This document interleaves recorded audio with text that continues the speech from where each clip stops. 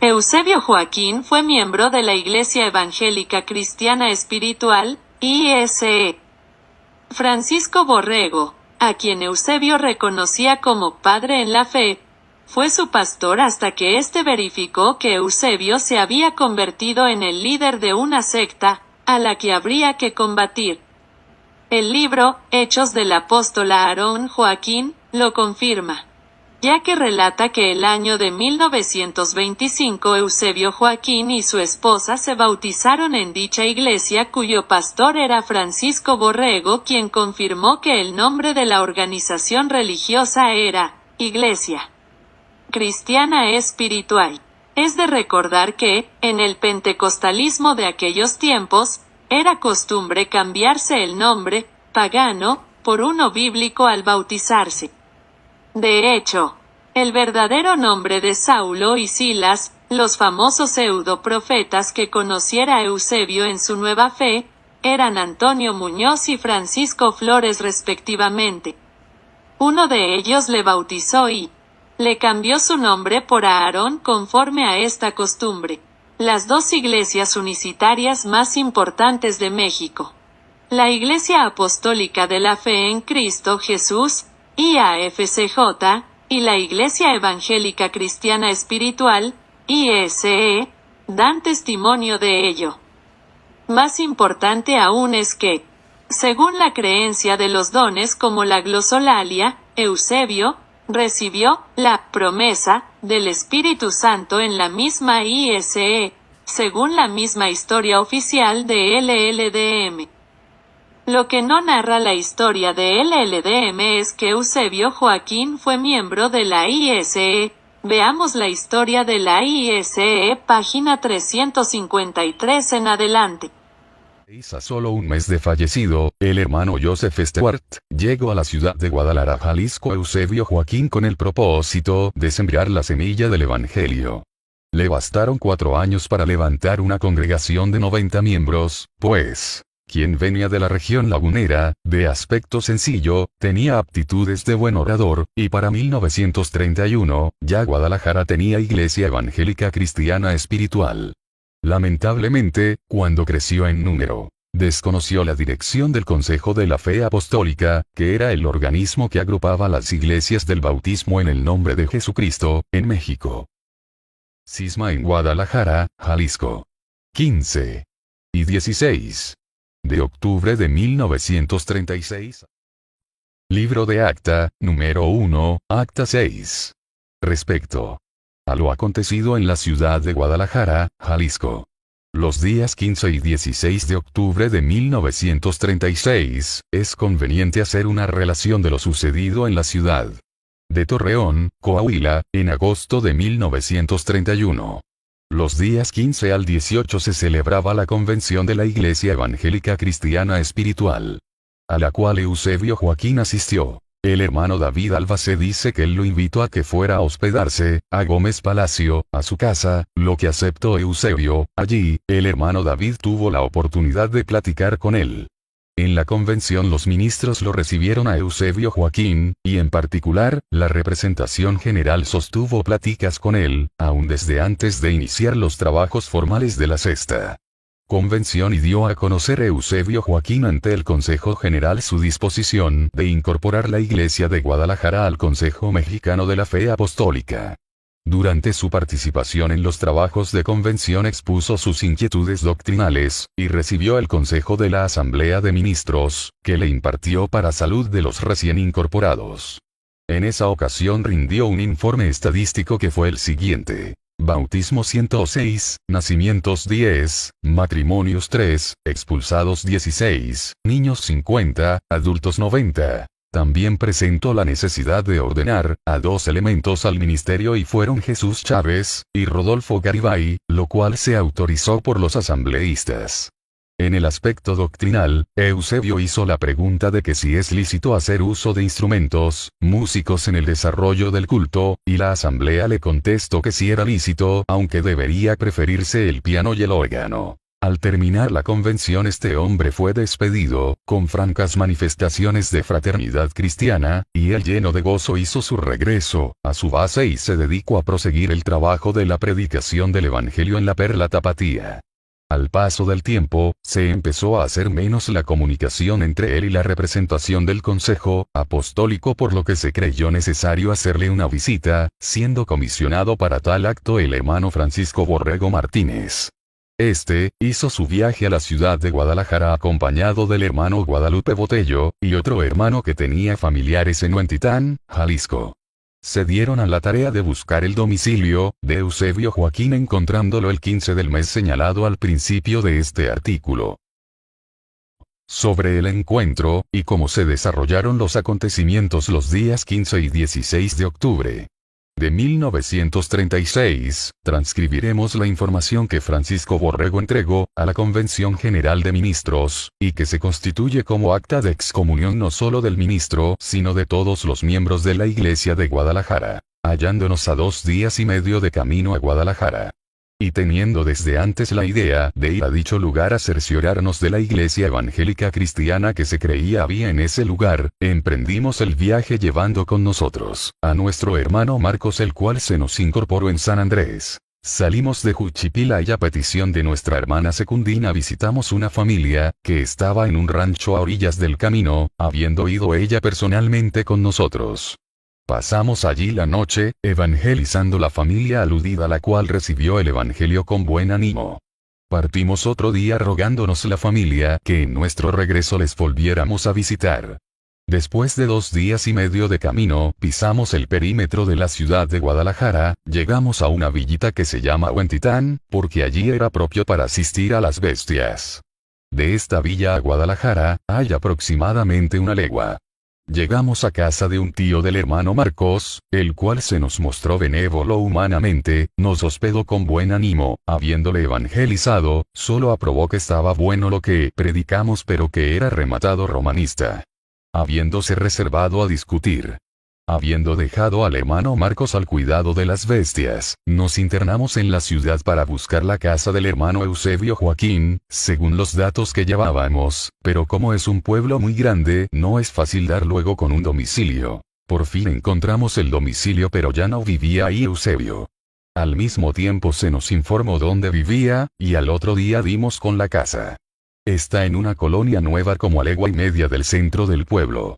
Nos salió a recibir Eusebio, la esposa y un buen número de hermanos. Eusebio ahí entre ellos, no era conocido por Eusebio, allí es Aarón. Nos introdujo a la casa particular que está adherida al templo, nos saludaron con abrazo y oración, ejecutando el ósculo en el dorso de la mano. Después de preguntarme Eusebio por mi mamá, y por los hermanos de Torreón, nos pasó al salón del templo, un salón bastante amplio con piso de cemento y bien dotado de luz eléctrica, teniendo al frente, en la fachada un libro abierto pintado, despidiendo rayos y una inscripción encima dice Iglesia del Dios Vivo, columna y apoyo a la verdad. Enseguida nos llevó a un cuarto que de antemano, se cree, se había preparado, pues estaba dotado de bastantes asientos. Enseguida empezaron a llegar muchos hermanos hasta llenarse, luego se paró Eusebio haciendo como una especie de presentación respecto de mí. Diciendo que él me reconocía como un siervo de Dios, como el primero que había conocido y que era el que le había dado el Evangelio. Después dijo que él deseaba que les hablara algo de las cosas de Dios, pero antes de darme el lugar para comenzar a hablar se dio él a hacerme una serie de preguntas, tales como estas. ¿Qué dice usted sobre testimonios en la iglesia? ¿Y sobre los sueños y visiones? ¿Y sobre el uso de los instrumentos músicos para los cantos? ¿Y sobre el presidente y el secretario? ¿Y sobre la imprenta, si es lícito que la usemos los cristianos? Y luego me puse en pie dándole un carácter afirmativo, en el sentido que se debía de obedecer como doctrina cada uno de esos puntos, en su orden, y como tocara ya hablar sobre el último punto, con toda prisa, Eusebio trató de levantar la sesión, alegando ser ya la hora del servicio. Ya en el servicio, después de haber hablado Eusebio con nosotros en carácter de recibimiento, me cedió el púlpito para que yo predicara. Tome como tesis la unidad haciendo declaraciones que esta unidad tenía su base en la fe, y credo, y doctrina, que predicaron los apóstoles y que de no ser dentro de estas reglas, era una unidad en el espíritu personal y en simpatías personales. Mientras yo predicaba se mostró en la iglesia, buen ambiente e interés en escuchar, pero en Eusebio y su oficialidad, se retractaba el descontento y por más que lo disimulara, el espíritu de burla se hacía visible. Después del servicio los cité, a que otro día celebráramos una asamblea en la cual era preciso llegar a un acuerdo terminante, y a un entendimiento bien definido, y acepto de muy mala gana. Al fin a otro día se reunió la oficialía. Eusebio, yo, el hermano Guadalupe y en general comenzaron a llegar hombres y mujeres, y una vez reunidos les dije que era necesario que un hermano oficiara como secretario para que se escribiera los acuerdos que allí íbamos a tomar, pues eran asuntos de suma importancia, a lo que dijo que no se necesitaba eso, que los apóstoles no tenían ni presidentes, ni secretario, y violentamente sin pedir a nadie permiso, siguieron mujeres y hombres, hablando todos a un mismo tiempo y diciendo que eran puras cosas de hombres. Les llamé la atención, y no atendían. Le dije a Eusebio que pusiera orden porque eso no era apostólico, así como se conducían, y no atendió. Les llamé sobre la escritura de primera a los Corintios. Capítulo 14 donde manda el apóstol que hable uno y después otro, esto es, por turnos y no atendieron alegando que donde está el Espíritu Santo, allí hay libertad.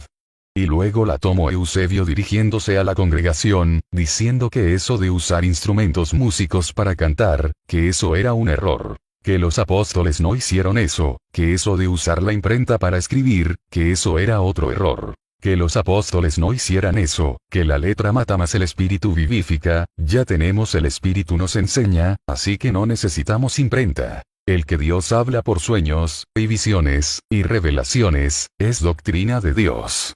Y cito Job 33, 14, 15, Hechos 2, 17, 18, y siguió argumentando que Dios habla a sus siervos así como dicen estos pasajes, y quien niegue esto es falso profeta y tiene espíritu de error.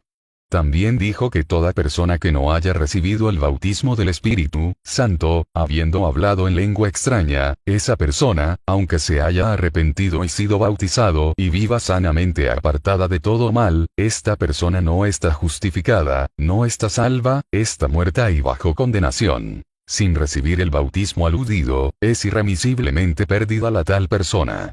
Llame la atención para rebatir todos estos puntos, y se soltó por todos lados la habladuría, hombre y mujeres con Biblias abiertas, hablando todos en el más completo desorden. Los que estaban más cerca de mí, me imponían las manos reprendiéndome el espíritu que a juicio de ellos es de error, habiéndose postrado todos en oración. Visto este estado de cosas y entendiendo que ni Eusebio ni sus gentes oían, determiné saliéramos terminantemente del lugar. En conclusión, yo analizo los errores capitales de estas gentes en los siguientes puntos. 1. Condenan el uso de instrumentos músicos para acompañar el canto. 2. Condenan el uso de la imprenta para escribir las doctrinas del Evangelio, dicen que no se necesita escribir, ya que todo está escrito y que maldito el que le añada, que la letra mata. 3. Condenan la forma de organización, es decir constituirse en asamblea para tratar asuntos de Dios y tener un presidente y un secretario. 4. Sostienen y enseñan la doctrina que Dios les habla por sueños, y visiones, y oyen voz, y a base de estas direcciones, son enviados a predicar hombres y mujeres. 5. Sostienen, enseñan y practican que la mujer enseñe en la iglesia y de igual modo los hombres, aun cuando estos no estén ordenados ministros, todos enseñan mediante sistemas de testimonios. 6. Enseñan y sostienen que toda persona que no ha recibido el Espíritu Santo habiendo hablado en lenguas extrañas, esta persona aunque se haya arrepentido y sido bautizada y viva sanamente apartada del mal, esta persona no está justificada, no está salva, está muerta y está bajo de condenación y si así muere, sin recibir el bautismo aludido es irremisiblemente perdida la tal persona. Así que, en vista de esto mi conclusión es que en Guadalajara no existe iglesia evangélica cristiana espiritual apostólica, sino un nuevo brote de herejía contra el cual hay que luchar. Esta información decepcionó a los ministros asistentes a la convención de 1937 celebrada en San Luis Potosí, pues el pastor de la iglesia de Guadalajara había dejado de pertenecer a nuestro movimiento cristiano y junto con él la iglesia que pastoreaba. ¿Qué contestaría un LLDM al preguntarle si Dios escogió a la ISE como instrumento divino para que ahí Eusebio abriera los ojos a la fe? ¿O qué aprendió Eusebio de aquellos que consideró sus maestros y siguió como discípulo durante tanto tiempo? Muchas de las prácticas que años más tarde se expondrían a los nuevos fieles del aaronismo en los primeros años como doctrinas reveladas por Dios a Aarón, ya se practicaban dentro de la ISE, como son las siguientes: el bautismo en el nombre de Jesucristo, la unicidad de Dios, bautismo en agua, tal como se practica en la LLDM actual, la separación de los sexos en el culto, el uso de velo en las mujeres, el vestir honesto de las mujeres, el cabello sin cortar, no al uso de maquillaje, a la depilación de ceja y varios ETCs. Saulo y Silas exigían el vestido hasta el tobillo. La creación de comunidades cristianas fue una idea ya practicada y predicada por Saulo y Silas. De hecho, Eusebio y su esposa convivieron en una comunidad donde solo vivían personas de la misma fe. Todos reunían sus sueldos y los repartía un líder, Saulo, ubicada en la calle Carlos Salazar en Monterrey, Nuevo León. Sí, este es el origen de las hermosas provincias en el mundo. La elección divina. Saulo y Silas fueron sus maestros en la doctrina que pone a la Biblia como innecesaria cuando hay revelación, o que Dios escoge y unge actualmente hombres para hablar con ellos por medio de sueños o visiones. Hombres que deben ser tratados con especialidad en las congregaciones por esa distinción divina de ser elegidos de Dios. Una doctrina donde las escrituras pueden ser ignoradas e inclusive olvidadas. Y así, muchas prácticas hoy tan particulares de LLDM tuvieron su origen en la, llamada por algunos, ignota y tímida, congregación cuyo nombre aparecía en los primeros himnarios de la luz del mundo en una leyenda escrita en un listón que rodeaba una columna y en su otro extremo era la base de un globo terráqueo que decía: Restauración de la primitiva iglesia cristiana espiritual. Puede que la ISE no tenga la proyección internacional con la que actualmente cuenta la luz del mundo, ni tener sus 190,000 creyentes en México o, inclusive puede que no infle sus estadísticas para impresionar. Pero en el marco histórico de LLDM, la ISE tiene una importancia vital indiscutible, que no puede borrar, ni negar ni ocultar. En Hermosa Provincia, y también en San Pedro de las Colonias, debería haber monumentos a los padres de LLDM, Francisco Borrego, Saulo, Silas, José Stuart y a la misma ISE, sin los cuales, con toda seguridad los Joaquín ni su luz del mundo serían lo que son hoy.